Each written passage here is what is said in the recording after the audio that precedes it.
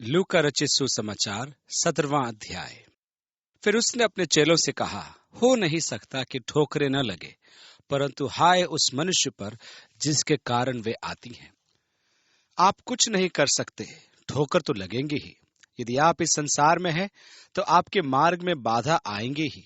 लोग आपके जीवन की राह में रोड़ा डालेंगे। इनके बिना इस संसार में जीवन यापन करना असंभव है। इसके कुछ उदाहरण हैं जब आपके विश्वास को चुनौती दी जाएगी और यीशु के गवाह होने के कारण आपको ठट्टों में उड़ाया जाएगा। परंतु हाय उस मनुष्य पर जिसके कारण वे आती हैं। जो इन छोटों में से किसी एक को ठोकर खिलाता है, उसके लिए यह भला होता कि चक्की का पाट उसके गले में लटकाया जाता और वह समुद्र में डाल दिया जाता। मसीह यीशु में किसी के विश्वास के साथ छेड़छाड़ करना बड़ी गंभीर बात है। याद कीजिए कि मसीह यीशु ने एक बार एक बच्चे को गोद में लेकर यही बात कही थी कि बच्चों के शुद्ध और साधारण विश्वास को ठोकर नहीं लगने दे। लोग मुझे प्राय दोष देते हैं कि मैं सरल सा सुसमाचार प्रचार करता हूँ। परमेश्वर का धन्यवाद हो, काश ये बात सत्य सिद्ध हो जाती। मेरी तो समस्या यह है कि मनुष्य ने सुसमाचार को बड़ा जटिल बना दिया है। परमेश्वर ने तो यीशु में विश्वास लाने को इतना आसान बनाया हुआ है कि एक छोटा बच्चा भी विश्वास रखकर उद्धार पा लेता है। यीशु ने कहा कि जब तक बच्चे के जैसे नहीं बन जाते, तुम स्वर्ग के राज्य में प्रवेश नहीं कर सकते। सीधी सी बात, मैं तो इसे ज्यों का त्यों अपने मन में रखूंगा। यीशु का साहस जवाब नहीं। जैतून का तेल निकालने वाली घानी का पत्थर बहुत बड़ा होता है, इसलिए सावधान रहो कि आप किसी के विश्वास के ठोकर का कारण न बने। झिड़की का प्रावधान है, परंतु उन्हें समझाइए। जैसे कि मेरे भाई, आपने जो किया है वो उचित नहीं है, आपको ऐसा नहीं करना था। वो क्षमा याचना करता है तो निश्चय ही उसे क्षमा करें। अब एक प्रश्न यह है कि यदि वह क्षमा नहीं मांगता है तो हमें क्या करना है। मुझे आप ये बताइए कि क्या परमेश्वर बिना पश्चाताप के क्षमा करता है। यीशु ने कहा कि यदि तुम मन फिराव नहीं करते तो तुम नाश होगे। मन फिराव क्षमा का अनिवार्य गुण है। परमेश्वर उसे क्षमा नहीं करता जो मन नहीं फिराता। परमेश्वर आपसे नहीं कहता है कि यदि कोई पश्चाताप न करे तो अभी आप उसे क्षमा कर दें। यदि कोई एक दिन में 7 बार आपके विरुद्ध अपराध करता है और हर बार उसके पछताने पर उसे क्षमा कर दें, तो प्रभु का इसके लिए धन्यवाद हो, क्योंकि मुझे इस वचन की आवश्यकता थी। बड़ा कठिन काम है, लेकिन करना है। आप विचार करने पर बाध्य हो जाएंगे कि वह आपको मूर्ख बना रहा है, परंतु यह सच है कि यदि वह क्षमा मांगता है तो मुझे उसे क्षमा करना है। यह तब ही संभव है जब परमेश्वर हमारी सहायता करे। यीशु के शिष्यों को इस सत्य का बोध हो गया था, अतः उन्होंने कहा, हमारा विश्वास बढ़ा। तब प्रेरितों ने प्रभु से कहा, हमारा विश्वास बढ़ा। प्रभु ने कहा, यदि तुमको राई के दाने के बराबर भी विश्वास होता तो तुम इस शहतूत के पेड़ से कहते कि जड़ से उखड़कर समुद्र में लग जा, तो वह तुम्हारी मान लेता। हम यह भूल करते हैं और विश्वास को परिमाण में राई के दाने के बराबर मान लेते हैं। यीशु के कहने का अर्थ यह नहीं था कि एक राई के दाने जैसा विश्वास, परंतु उसके कहने का अर्थ था कि हमारे अंदर छोटा सा विश्वास भी चमत्कार कर सकता है। इस प्रकार मैं सोचने पर विवश हो जाता हूं कि मेरा विश्वास कितना है। मैं इसकी व्याख्या करता हूं। राई का वह छोटा सा दाना जब बोया जाता है और जब वह अंकुरित होकर भूमि को चीरता हुआ बाहर आता है, तब उसकी तुलना में वह भूमि जिसे चीरता हुआ बाहर निकलता है, तो यह पहाड़ के सदृश ही है। यहाँ जीवन का एक सिद्धांत है जो पहाड़ों को भी हटा सकता है। जब शिष्यों ने विश्वास बढ़ाने की याचना यीशु से की, तब यीशु ने उन्हें यह बात कही जिससे कि उन्हें ज्ञात हो जाए कि उनका विश्वास कितना है। यदि मानक यही है तो मैं भी शिष्यों के साथ हो जाता हूं कि प्रभु मेरा विश्वास बढ़ाए। विश्वास का विषय बड़ा कठिन विषय है।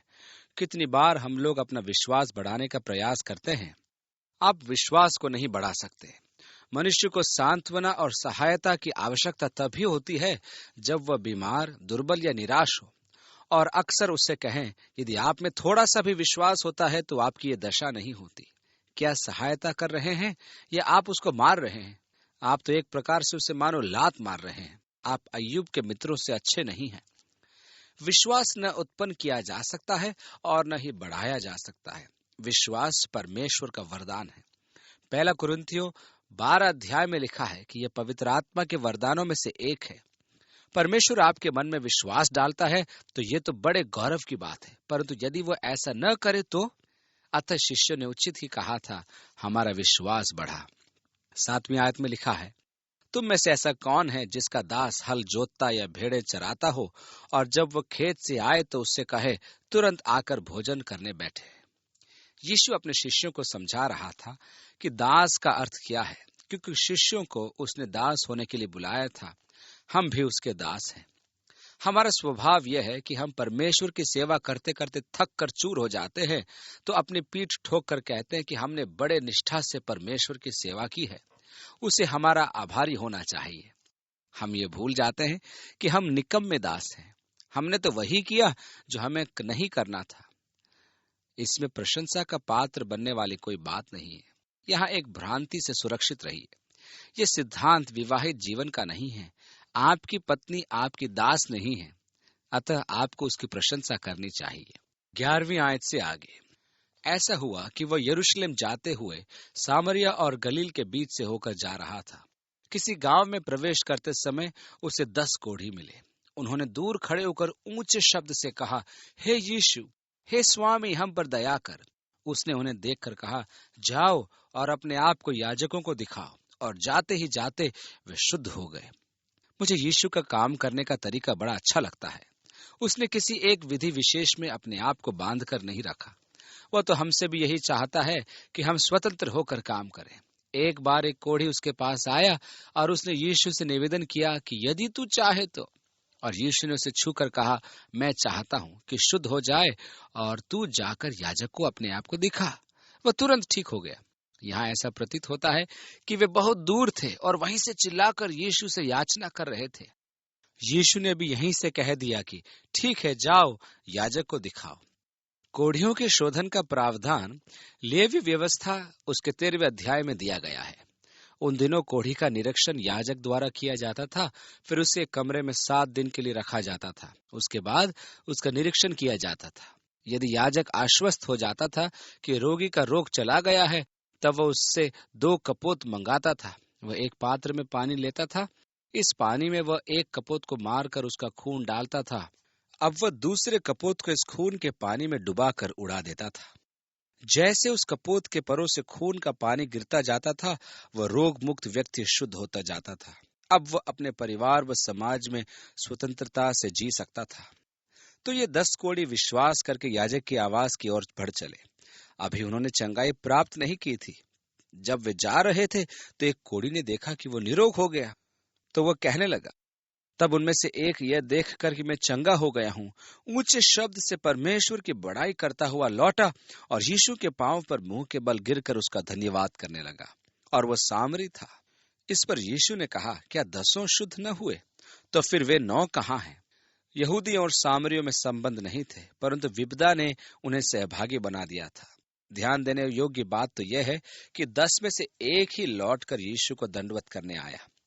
यीशु ने पूछा कि अन्य 9 कहाँ हैं? इसका अर्थ यह हुआ कि यीशु चाहता है कि हम उसके आभारी हों, और जब हम आभार व्यक्त नहीं करते हैं तब उसे दुख होता है। 18 और 19 आयतों में लिखा है, क्या इस परदेशी को छोड़ कोई और न निकला जो परमेश्वर की बड़ाई करता? तब उसने उससे कहा, उठकर चला जा, तेरे विश्वास ने तुझे चंगा किया है। इस व्यक्ति को रोग और पापों दोनों से मुक्ति प्राप्त हुई। यीशु ने कहा, परमेश्वर का राज्य तुम्हारे बीच में है, अर्थात यीशु स्वयं जो परमेश्वर के अधीन रहा, हमारे लिए सबसे अच्छा उदाहरण है। परमेश्वर के राज्य का प्रतीक है परमेश्वर के अधीन हो जाना, अर्थात परमेश्वर की आज्ञा का पालन करना। फिर उसने चेलों से कहा, वे दिन आएंगे जिनमें तुम मनुष्य के पुत्र के दिनों में से एक दिन को देखना चाहोगे और नहीं देखने पाओगे। लोग तुमसे कहेंगे, देखो वहां है, या देखो यहाँ है, परंतु तुम चले न जाना और न उनके पीछे हो लेना। क्योंकि जैसे बिजली आकाश के एक छोर से कौंध कर आकाश के दूसरे छोर तक चमकती है, वैसे ही मनुष्य का पुत्र भी अपने दिन में प्रकट होगा। परंतु पहले अवश्य है कि वह बहुत दुख उठाए और इस युग के लोग उसे तुच्छ ठहराएं। जैसा नूह के दिनों में हुआ था, वैसा ही मनुष्य के पुत्र के दिनों में भी होगा। जिस दिन तक नूह जहाज पर न चढ़ा, उस दिन तक लोग खाते पीते थे और उनमें विवाह होता रहा। तब जल प्रलय ने आकर उन सब को नष्ट कर दिया। और जैसा लूत के दिनों में हुआ था कि लोग खाते पीते, लेन देन करते, पेड़ लगाते और घर बनाते थे, परंतु जिस दिन लूत सोदोम से निकला उस दिन आग और गंधक आकाश से बरसी और सबको नष्ट कर दिया। यीशु का कहने का अर्थ था कि स्वर्ग का राज्य जब आएगा तब वह नूह के युग का सा होगा। सब अपना जीवन व्यतीत करने में व्यस्त थे। यहाँ 29वें पद महत्वपूर्ण है। मेरे विचार में ऐसा समय आने से पूर्व प्रभु कलीसिया को उठा लेगा। लूत का उदाहरण इसकी पुष्टि करता है। पतरस भी अपनी दूसरी पत्री में इस सत्य को दोहराता है। मनुष्य के पुत्र के प्रकट होने के दिन भी ऐसा ही होगा।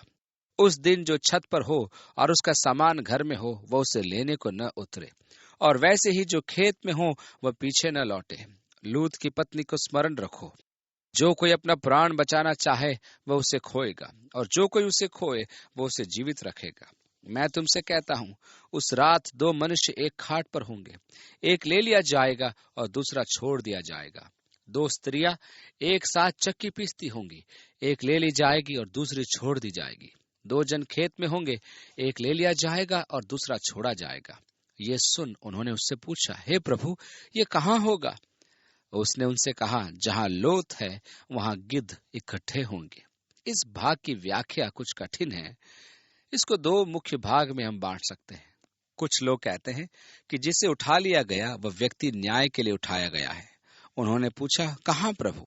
यीशु ने कहा, जहां लोथ है वहां गिद्ध इकट्ठे होंगे। इसलिए वे कहते हैं कि उन्हें युद्ध में ले जाया गया है जहां गिद्ध लोथ खाएंगे।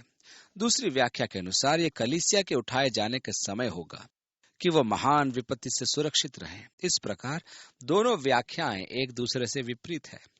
पहली व्याख्या में गिद्ध मनुष्य की लोथ को नहीं खाते हैं, वे मवेशियों की लोथ को खाते हैं। इसकी भी एक और व्याख्या है, जहां मसीह की देह होगी वहां उसके विजयी पवित्र जन होंगे। अतः हमारे पास 2 व्याख्या और है। चयन आपके हाथ में है। जैसी स्थिति आ जाती है तो उचित यह है कि अगली सूचना की प्रतीक्षा करें। हम प्रार्थना करें कि हे स्वर्गीय पिता, हम आपके वचन के लिए धन्यवाद देते हैं। आपके वचन हमारे पैरों के लिए दीपक और मार्गों के लिए ज्योति है। आप हमारे जीवन में हमारी अगुवाई करें। प्रभु, हम प्रार्थना करते हैं कि हम तेरे सत्य के प्रकाश में उस मार्ग पर चलें जो पवित्र आत्मा द्वारा ज्योतिर्मय किया हुआ है। प्रभु, तेरे उस सत्य के लिए धन्यवाद जिसने हमें मुक्त किया है। प्रभु, हमें आशीष दे कि हम तेरे अनुग्रह और तेरे ज्ञान में बढ़ते जाएं। हम तेरे शिष्यों के साथ प्रार्थना करते हैं कि हमारा विश्वास बढ़ा।